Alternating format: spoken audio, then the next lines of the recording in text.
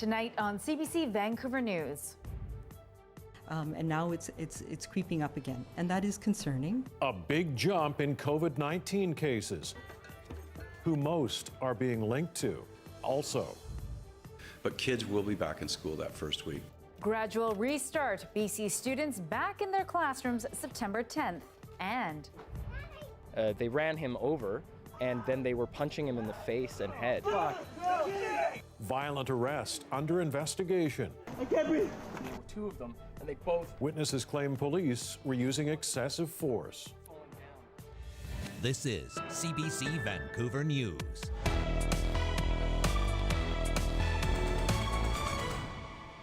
good evening. Thanks for joining us. A major blow to BC's COVID-19 battle tonight. A whopping 85 new cases being reported today. It is the third biggest one-day jump in cases since the start of this pandemic, and health officials say most of them are linked to parties involving young people. More on that in just a minute. The 85 new cases brings BC's total to just under 4,200 now and pushes active cases to 531, the highest total since early May. Another person has died from the virus. The death toll now sitting at 196. 8 people are in hospital, 5 of them in intensive care. 3,469 people have now fully recovered.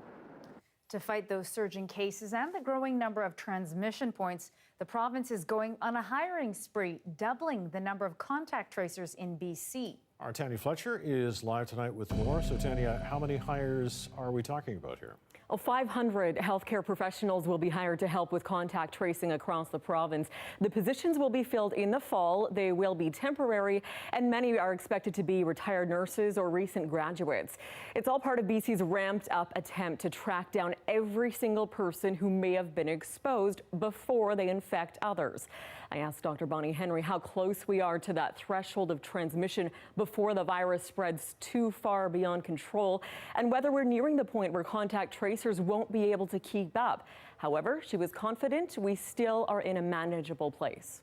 The contact tracing is enough. We've seen, as you know, over the last few weeks, a gradual increase in numbers of people who have tested positive, and we've been reporting out on the contacts as well, and we're now up around 1,700 people who have been in contact and that we're following up on a daily basis. We've been able to manage this, and we will continue to manage this. Now, at this point, she says health officials are managing to hold their own by reaching 98% of contacts connected to each new case. And Tanya, with case counts continuing to go up, though, is there any indication that stricter rules could be coming? Yes, perhaps, especially seeing we're teetering right on the edge with today's spike in cases, again, primarily tied to parties among young people. So I put that to the Premier. Remember, John Horgan has given stern warnings before. Tighter restrictions were slapped on bars and nightclubs, yet it hasn't been effective enough to level the spread. So what is the next tactic in the province's arsenal if our curve continues to go up?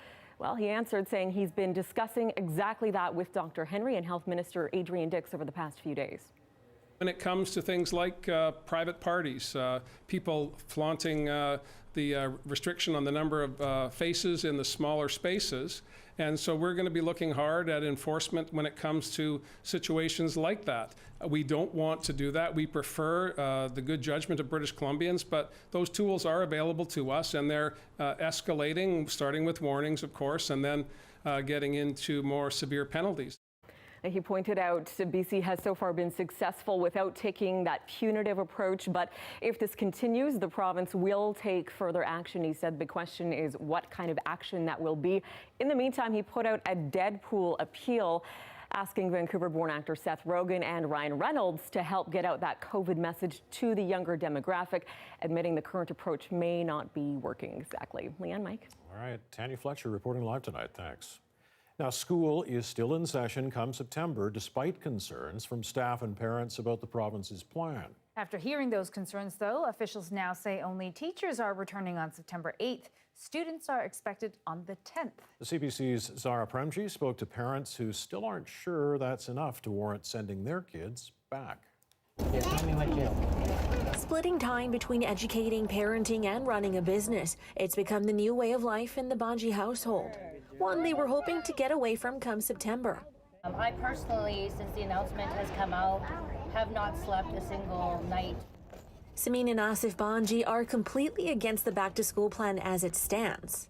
But kids will be back in school that first week. They will be able to know who their teacher is, know which kids they'll be learning with, who their peers are. I mean, I don't even think you can call it a plan. I feel like as parents, we have a gun to our head saying, take your kids to school, despite what you're feeling, despite what your family situation is, take your kids to school. You don't have an option or you're left to be alone. So the Banji sisters will be staying at home for the foreseeable future, which makes running the family's accounting business even tougher, and they're not alone. A poll by Insights West shows while 49% of BC parents agree with the back-to-school plan, 42% do not. And if they were given a choice, only 27% of parents would choose to have their children in the classroom full-time, 41% would prefer a mix of online and in-person, and 27% would prefer remote online learning only. Something this Cloverdale mom would like to see for her boys, too. I really do wish we'll have the option to do online from home, if that's an option, or if the school week was 4 days a week with Wednesday deep clean. And Premier John Horgan says nothing is set in stone. We've demonstrated just this week that adjustments will be made as required. But flexibility or not, the plan as it stands isn't enough to get these parents to send their kids back. She says the masks are the last line of defense, but I don't see the first lines of defense being covered yet of plexiglass or social distancing or barriers. I would hate one day to go back and say, you know what, I sent my kid to school and I maybe shouldn't have because now she has lung conditions. And the kids agree, etching into the ground their message to the province. Stay inside, keep us kids safe, please. A message their parents hear loud and clear and will follow until they feel rules are implemented to make them feel safe. Zara Premji, CBC News, Vancouver. To East Vancouver now, where police officers involved in a violent arrest are now under investigation. The takedown happened early this morning when witnesses say they saw a police cruiser purposefully crash into a man on his bike. And as our John Hernandez reports, what happened next was caught on camera. Yeah. 3 different recordings, each capturing a glimpse of a violent takedown. It looked like they were trying to kill the guy. David Matadel watched it all unfold late Tuesday night. He was at the intersection of 6th and North Grandview Highway with some friends when he saw a police car chasing a man on a bike. VPD say the man violated a bylaw. They ran him over, and then they were punching him in the face and head. A flurry of witnesses started filming, all watching the man get taken down. Then a scuffle. The man lands in the front seat of the cruiser. The engine revs. Police say he tried to steal the car. The man is tasered before he's pulled out, pinned down, and punched. At one point, an officer's knee is pressed on the back of his neck. Hands behind your back. Okay. Witnesses begging them to stop. It was deeply traumatic. That's a person. He could have been dead. For what? They put him here, and they were punching him in the head just over and over again. Bloodstains still visible on the pavement. Those who watched still shaken. There's no reason for this man who is being completely nonviolent to get ran over by a police car and then to get beaten by police. Get off his neck! Your knee is on his neck! Police have charged the man with assault of a peace officer, resisting arrest, and attempting to steal a police vehicle. But those who watched want the officers charged for excessive force. While it's unclear what happened before the recordings, some experts say what they saw was unwarranted. I don't see him resisting anything. So I see no reason why the officer has to put his knee on the neck of this man after throwing him on the ground. I can't even fathom what would justify doing that to a human being. A report has been filed to the Office of the Police Complaints Commissioner. An investigation into the arresting officers is underway. John Hernandez, CBC News, Vancouver. 2 Vancouver paramedics have been fired. An arbitrator found the pair were encouraging a patient who was in pain to crawl out of his downtown Eastside building instead of being carried out in a stretcher. The patient was a 56-year-old man with a history of drug addiction who said he was in extreme pain. Paramedics Allison Banner and Michael Crawford claimed a stretcher wouldn't fit in the Woodwards building elevator.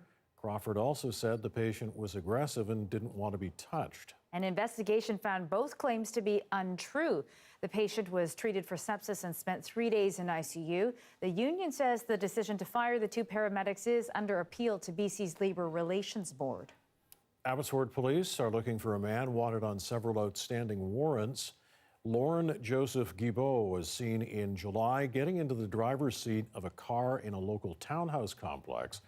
Officers initiated a traffic stop when they say Guibault intentionally rammed the police cruiser and hit another parked car as he fled. Guibault had been released on bail for a similar incident. Police say he engages in high-risk criminal driving behavior and has been convicted of several criminal offenses. He's described as white, slim build, missing all his fingers on both hands. Washington state border towns are taking a financial hit during the pandemic as Canadians are kept out of communities that rely on their spending. Businesses in Point Roberts are struggling after 5 months of border closure. One shipping company that CBC News spoke with reports almost 90% fewer packages moving through. And Blaine City Manager Michael Jones says he expects huge budget cuts are coming to his municipality as a result of lower tax revenue.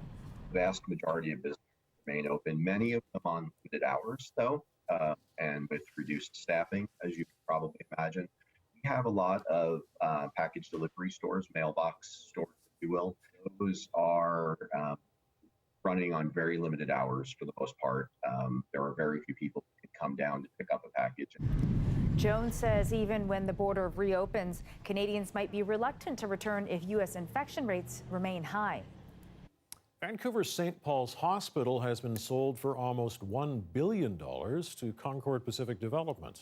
Today is a step on Providence's side to do their share of the work that we've done together. And I'm very proud of Providence Healthcare and as partners, Vancouver Coastal Health, of course. The project is on track and moving forward. All proceeds from the sale will go toward healthcare and the new St. Paul's Hospital near Pacific Central Station. St. Paul's Hospital in the West End will continue to operate downtown for the next several years until that new location is fully operational. Well, families struggling with job loss during the pandemic are facing difficult decisions about their finances, and that includes whether they can afford to pay vet bills. As Rihanna Schmunk reports tonight, some animal owners are having to make tough choices about their beloved pets. They changed it. He had this little one in his nose. An animal hospital is the last place Dobby and his family needed to be. The brown tabby escaped the house and somehow fractured his jaw. The total vet bill could be $12,000, something the family simply can't afford right now. I'm sorry.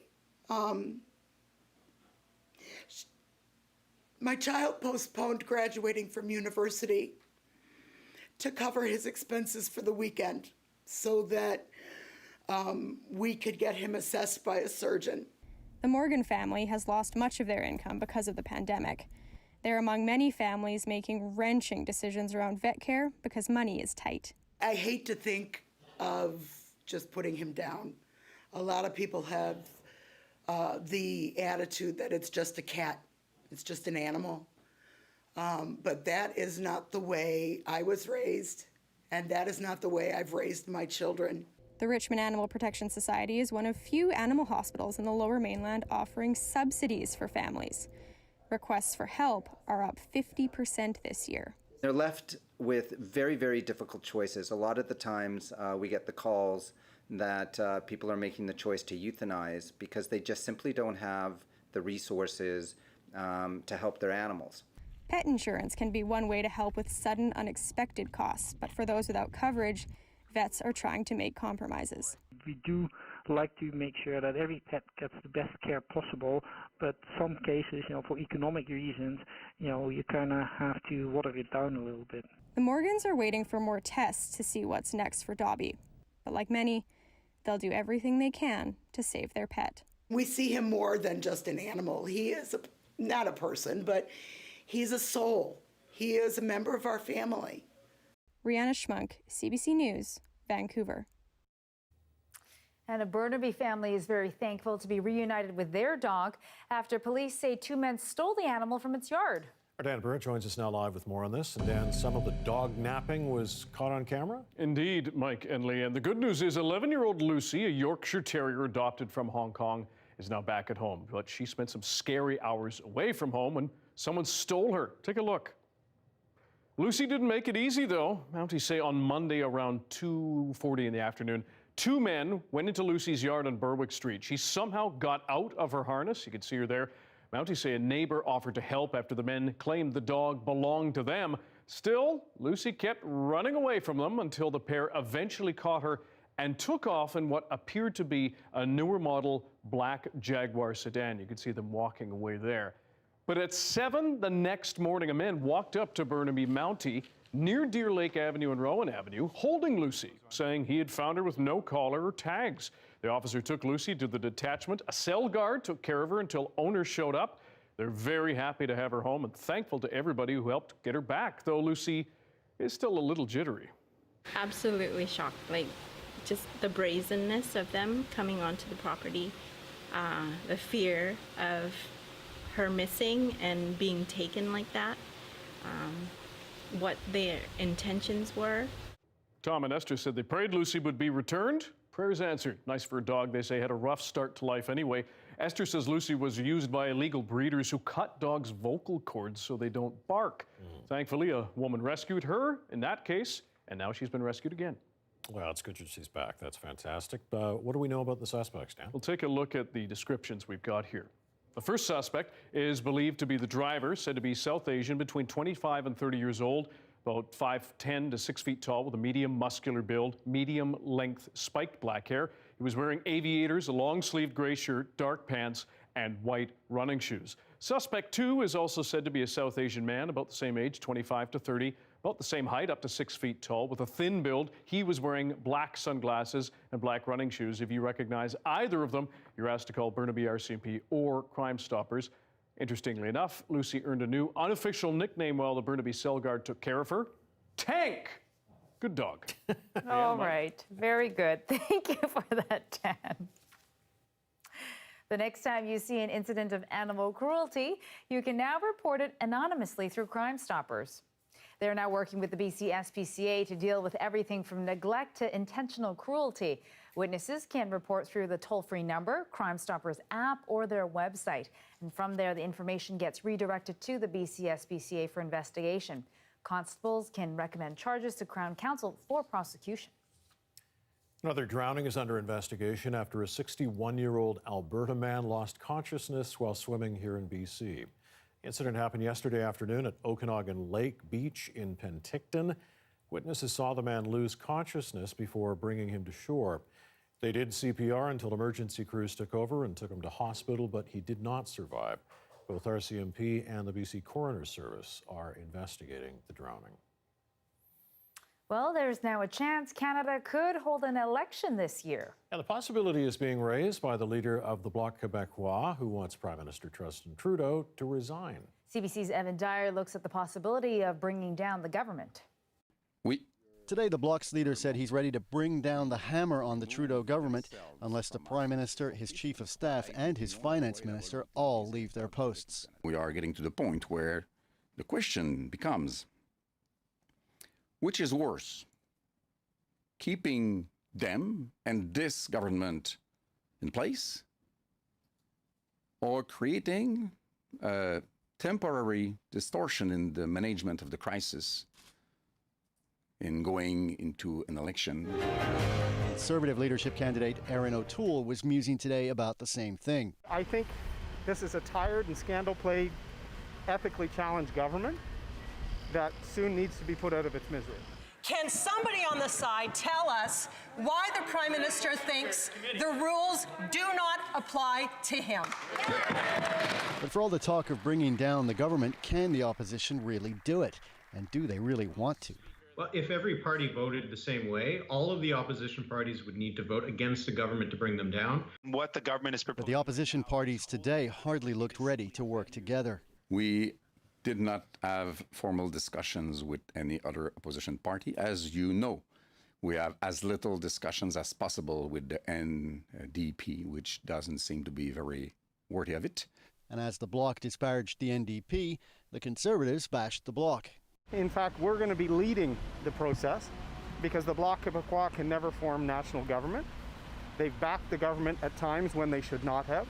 The Trudeau government has lost some of the support it picked up during the pandemic, but polls suggest that if last October's election were replayed today, the Conservative Party might likely emerge with fewer seats than it holds now. Only the Bloc may have a real motive to want a new election, and the Bloc alone can't make that happen. Evan Dyer, CBC News, Chelsea, Quebec.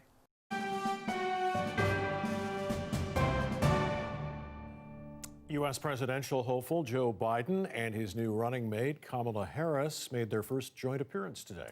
After singing each other's praises, they took political aim at President Donald Trump. And as Susan Ormiston reports, he also came out swinging at the political duo.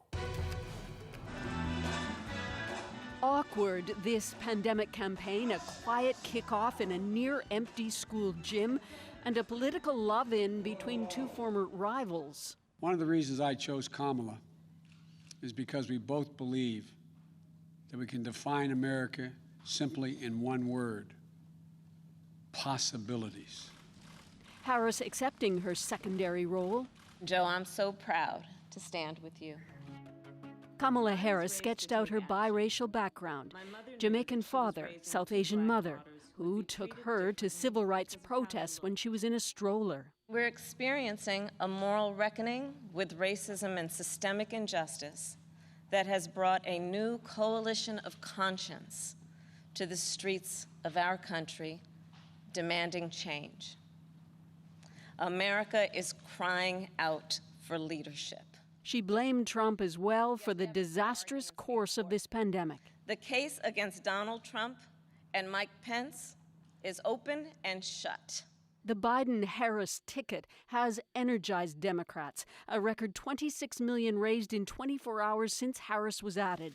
Trump trying to drive a wedge, calling her mean and nasty. There was nobody more insulting to Biden than she was. She said horrible things about him, horrible things. And she mocked him, openly mocked him. We welcome the fight. Leah Daughtry, a Democrat strategist, says they're ready for sexist or racist attacks to come. And we are in a position now and fired up to take on the comments and the commenters as they come and make sure they understand that we are not going to brook that kind of discourse at this moment in time. We're done with it. And so, masks off, masks on, the Democratic hopefuls for 2020 and their spouses begin to shape this surreal campaign. Susan Ormiston reporting from Washington tonight. Kamala Harris also has substantial ties to our country. Spending much of the 1970s in Montreal, where she graduated high school. Not that we hear about it very often from her. CBC's Alison Northcott explores Harris's Canadian connection.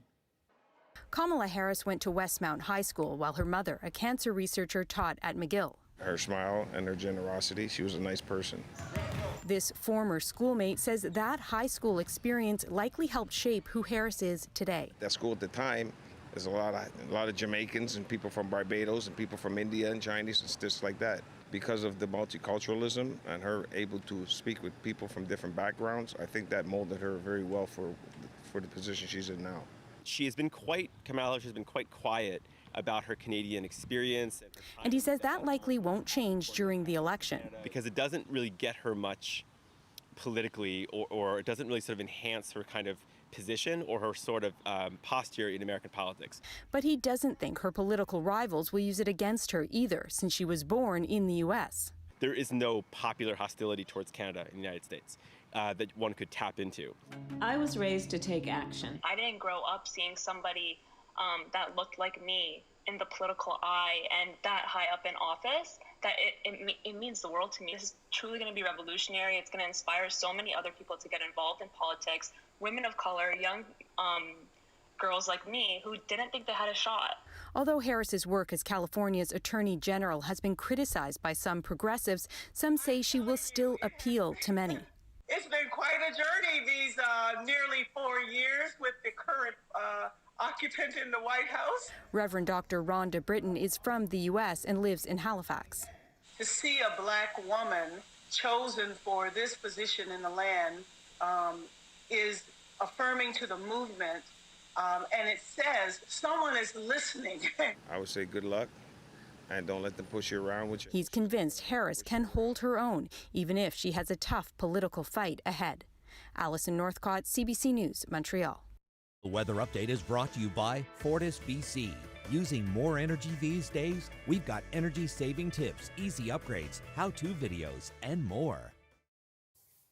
And Amy Bell joins us now with a look at the weather. Amy, I went for a little walk this afternoon. Just a lovely afternoon. Gorgeous afternoon. It was a little slow to get rolling. We had that cloud cover, that marine cloud that came in overnight and stuck around a little bit longer today, and that kept the temperatures cooler this morning, but then the blue sky came through and we got up to about 19, 20 degrees in most areas. So that was one of the cooler days we've had. We're still at 20 in Pitt Meadows and at Abbotsford, and we'll drop down to about 11 or 12 degrees overnight. So tomorrow we'll see much the same. We'll see some cloud developing overnight, and then in through the morning we'll have that marine layer, but it will burn off quicker tomorrow, and then we're into a really sunny stretch and we'll see those temperatures coming up. For tomorrow, we do still have some unsettled weather around Prince George, and then the next thing we're watching is quite a system moving in for the north and central coast.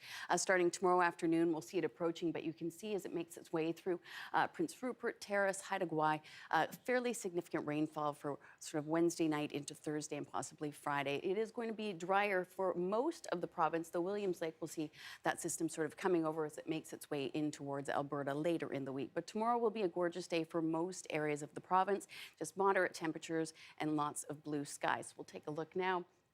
Comox will be at 22. Chance of showers in Tofino. It is a slight chance, but you did need to put it in, but you will have some sunny breaks and a high of 18.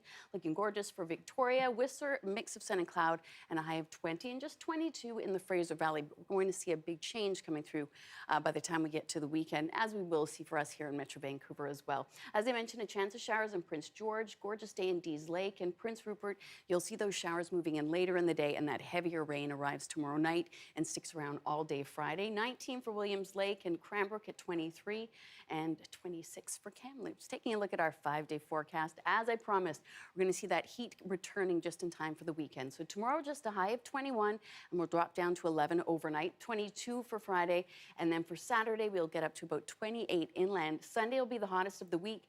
30 inland, 26 if you're hitting the beach, which I suspect many people will do. And we're keeping the sunshine for Monday, Tuesday, and I think even Wednesday next week at least. But we will see those temperatures coming down just a little bit. So once we get through that cloud tomorrow morning and get into the sunshine in the afternoon, that sort of sets the stage for things getting a little warmer and sunnier every day. All right, well, that resembles summer in my mind. It certainly does. Fantastic. Thanks, Amy. You're welcome. Now, Simon Fraser University is retiring the name of its varsity athletics teams. It comes after a lengthy review following input from students and alumni. The team had been called the Clan to honor the Scottish heritage of the university's namesake, but it's often misinterpreted for the white supremacist Ku Klux Klan. SFU says a new name will be in place by the end of the year at the latest. And for the first time since the 2015 season, the Vancouver Canucks are in the Stanley Cup playoffs. After sending the Minnesota Wild home in the round robin, they face a tough test tonight, Game 1 against the defending champs, the St. Louis Blues. You can watch Puck Drop at 7:30 p.m. right here on CBC. Well, the search for the best neighborhood in Metro Vancouver is taking us tonight to the finals of the Fraser River bracket. It's Steveston pitted against Burnaby Heights, and with us from Burnaby Heights tonight is neighborhood bracket master, the very colorful Justin McElroy. So, Justin, how did we get here with the competition? Mike, we began with 192 neighborhoods across Metro Vancouver, and you had to think at the very beginning of this that these two neighborhoods would be heavy favorites. So first, Burnaby Heights defeated all of the other Burnaby neighborhoods to get to this point. Brentwood, Deer Lake, several others along the way. But it faces a tough matchup in Steveston. It crushed every Richmond neighborhood to get here, sometimes with as much as 94% of the vote, and then defeated the new Westminster champion, Queen's Park, to get to this quarterfinal matchup. So two really beloved neighborhoods, two with a lot of similar characteristics. Only one can go through. It's tight right now. 54% of the vote for Steveston. Still, anyone can vote until midnight, so anything still can happen. Yes, it can. So how do these two neighborhoods compare, Justin? It's interesting. If you take a look at this tail of the tape that we've created, you can see a lot of similarities between them in terms of average age, both slightly above the Metro Vancouver average in terms of number of people per home. The income's a little bit interesting. Steveston, a little bit more upper class, a little bit more affluent than Burnaby Heights, still both above the average there, and both as well decently diverse, though a little less diverse than their surrounding communities. So again, these two both heavy favorites throughout the competition. Both haven't had any real challenge up to this point. Going to be interesting to see which one of these gets to the final four, which we'll be voting on next week. Looking forward to it. Thanks, Justin. Justin McElroy joining us from Burnaby Heights tonight. That's an exciting matchup. Yes, and you know what neighborhood is also still in the running? Oh, which one, Mike? Oh, you have to go overseas. Okay. Over the Second Narrows Uh-huh. to the North Bracket. Deep Cove still in the running. The one that has your vote. The one that I might be heading to in just maybe a few minutes from now.